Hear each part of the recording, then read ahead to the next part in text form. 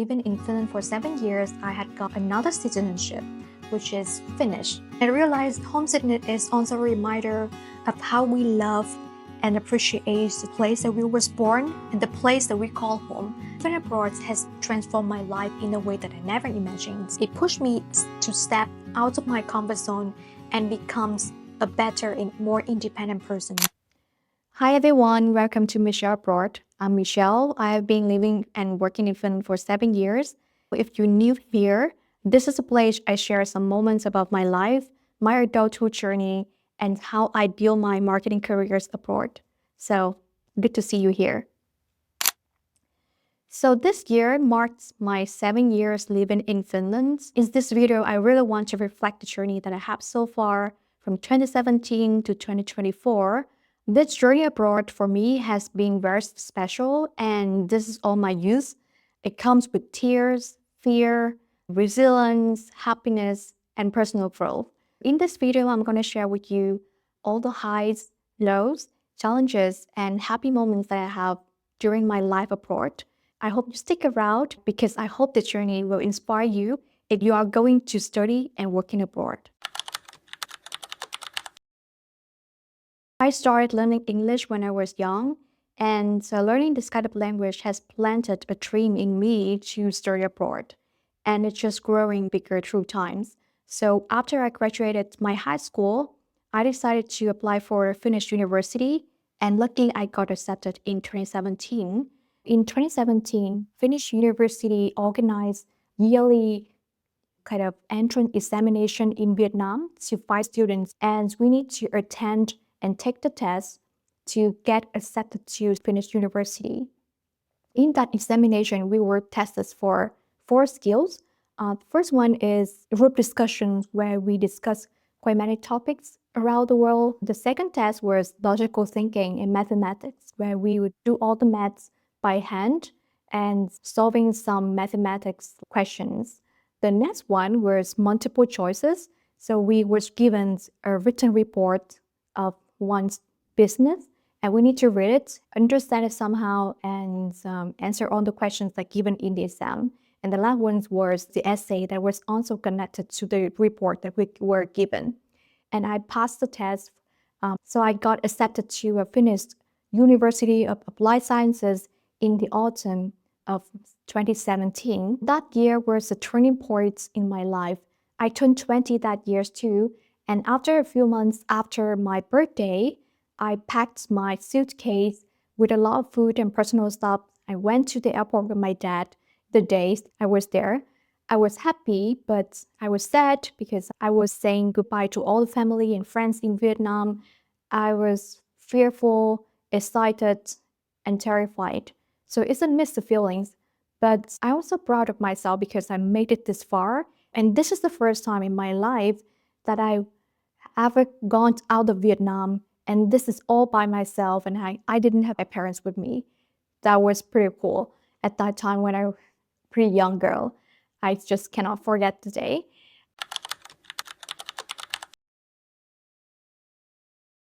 Because I still was pretty young back then, so I had nothing but a curious mind and a sense of innocence and kind of excitement towards something unknown and uncertain coming to my life.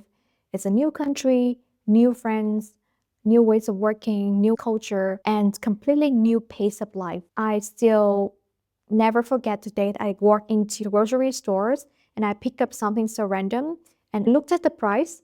I exchanged the price to Vietnam dong, and it was so high. I just didn't know what to buy in grocery stores. So this is when it hits me that I need to figure out, I need to survive here. So it's not only about school and study, but now you have a life that you need to take care of. So how can I deal with this? I just accept the changes and embrace whatever that comes, establish my own routine and habits here, and get to know some friends, some Vietnamese friends first, and make friends with my classmates. I need to figure out very small things from scratch, such as how to catch a bus, which place to buy some groceries, how to do my laundry, how to cook some Vietnamese food. Sometimes I call my mom to ask for the recipe. And It was challenging in the first few months, but it was fun as well because luckily I was not here all by myself, but I have some very good friends that stay with me by my side. After a very exciting 3 or 4 months, a lot of culture shocks hit me along the way. There was time I came to a party, and instead of bringing beers or drinks to the party, I brought some ice cream. My friends gave me a very real look. In the end, someone told me, and we all laughed about it. But at that time, I cannot help feeling embarrassed and awkward. My first winter hits me like a truck. I came from a very tropical and warm country, but the winter here is cold, it's dark, and it's pretty long. So there was a day I came to school very early at 8 and it's dark because the sun hasn't risen up yet.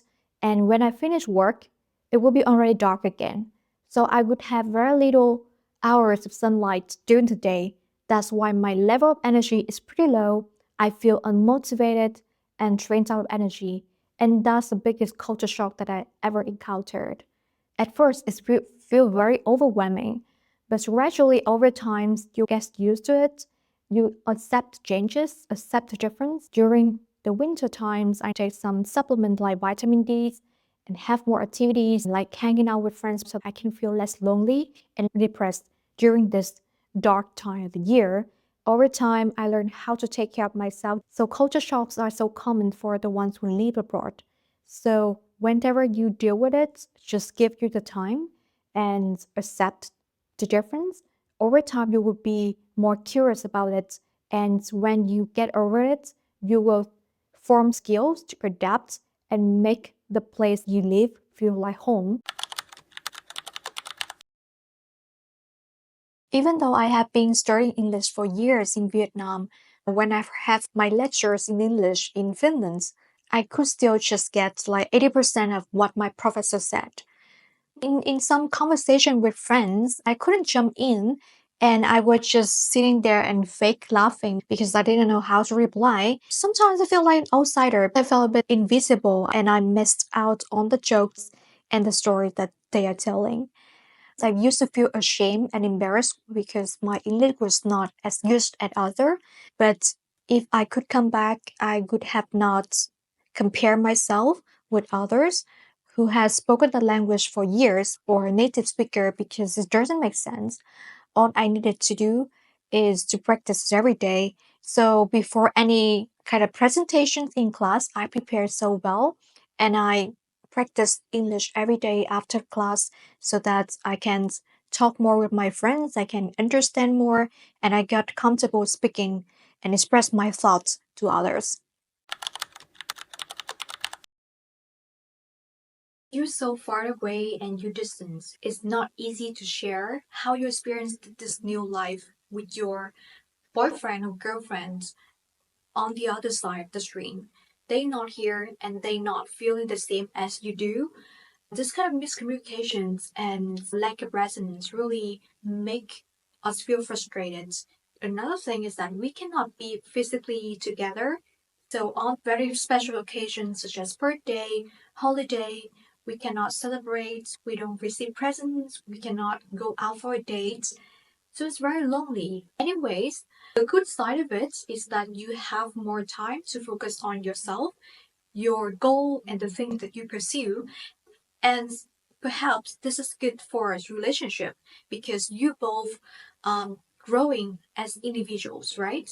So if you are in the long distance relationships, just take your time to focus on yourself first. I think the relationship will work if you become a better version of yourself and just open up with your partners, your boyfriend, girlfriend. We can invest time to our personal development. Whenever we have the chance to meet again, we will make every moment count.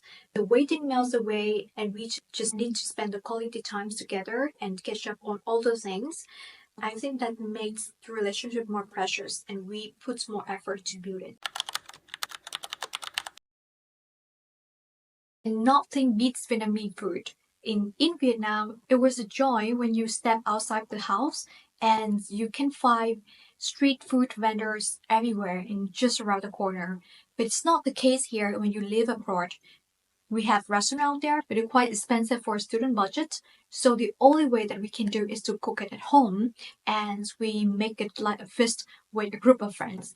So the Vietnamese ingredients at 5 or 7 years ago was not that popular. It's very rare and it's very hard to find and buy affordable ones. But when we made it, when we have a very hot bowl of pho and enjoyed it feels like we have a big victory because we made it. We are able to cook this, and that's so amazing when you crave for something and then you can cook it.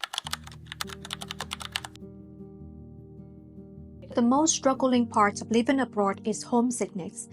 I always been missing my family, especially on special occasions such as Christmas, New Year, and for my culture is Lunar New Year festival or holiday when the family spend time together, celebrate the New Year, eating very special food, and giving best wishes and lucky money to others.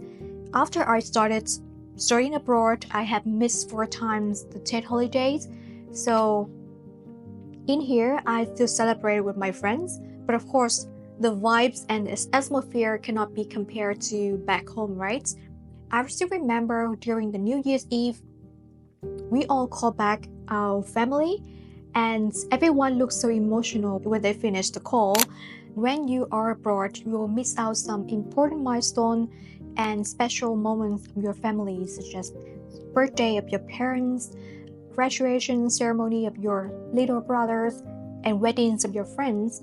And it was so upset when you feel missing out from all the fun and all the special moments that your family is experiencing. And it's upset to see that everyone is longing for you to come back, but you can't.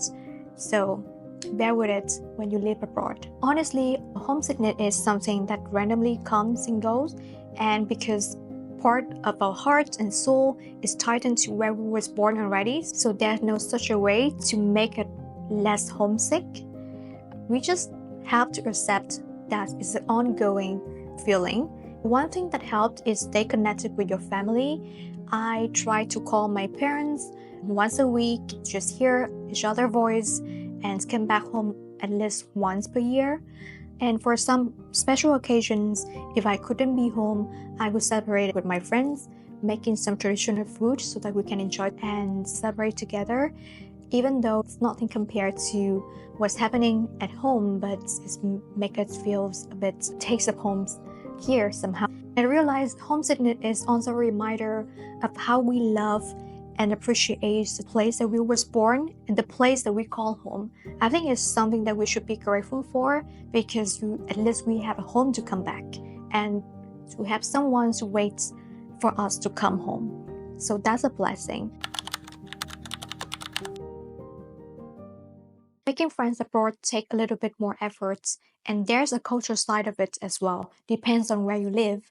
Some cultures are open and warm, while the others take a little bit more time to warm up. So at the beginning, my first few friends was my classmates. We get along through many study assignments. Then we ask each other for dinners at our place or went to the parties together. And I have found some useful ways to make new acquaintances when you live abroad, such as go to some volunteer events, run to student activities, or when you travel, you go to some community-driven hotel where you can have some kind of community activities, connect with new people, and you might make new friends when you travel. At the beginning, it might be a bit overwhelming, and a deep connection with others takes a lot of time to build. People are interested in your hobbies, your interests, your personalities, and your authenticity. So keep showing up, keep connecting with people, and don't afraid to show yourself and to put yourself out there. Building a career abroad, finding the first job abroad is one of the most exciting and challenging paths that I ever dealt with. It's not only about finding an opportunity, it's about you building your professional identity, building trust because you're a foreigner, making professional connections, and adapt into a new working cultures. For me, I started from the very small steps and pretty early in my third year of my university. I did many internships in Finland, in Belgium, in Vietnam to gain some experience and get to know some mentors and managers who can guide me and maybe refer me to the next positions. Sometimes your internship or your first job is something that helped you get to the door. It might not be your ideal role, but it's a stepping stone because you get to know your manager, your mentor, and some connections within your very small network. So treat it as a way to gain experience, to meet people, and to build your professional identity in the labor market. Getting a job in Finland is not just about applying online. It's also about who know you and how you present yourself out there. So there's many factors that enable me to get internship and my first job here. And I'm very willing to share that in my upcoming video about marketing career of me in Finland. So stay tuned for that. So the final updates, after living in Finland for 7 years, I had got another citizenship, which is Finnish, besides my Vietnamese passport. It has been a great journey so far. I started here as a student, and I remember I have the student visa for 4 years, and then I upgraded to working because I'm a working professional, and now after working for a few years, I became a Finnish citizen.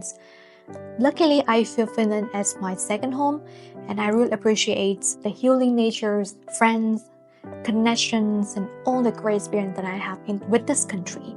Living abroad has transformed my life in a way that I never imagined. It pushed me to step out of my comfort zone and become a better and more independent person. From learning a language to finding a place in new different culture, to adapt to new ways of living, new ways of working. Every challenge makes me stronger, more resilient, and more open-minded. More than that, it has taught me the meaning of home and family. It has shown me how much I love and appreciate the place that I was born, my family, my parents, and the loved one that's still waiting for me, that's living far away from me. When you live far away from the ones that you love, you realize how much they mean to you. And you start to understand that home isn't just a place, it's the connections, the warmth, and the love that surround you no matter where you are. At the same time, living abroad has made me feel like global citizens. It has opened my eyes to how interconnected we are. We have so many differences, but we all have hopes, we have struggles and dreams. And the world out there is really big, maybe small at the same time. It's a blessing to see the diversity of it.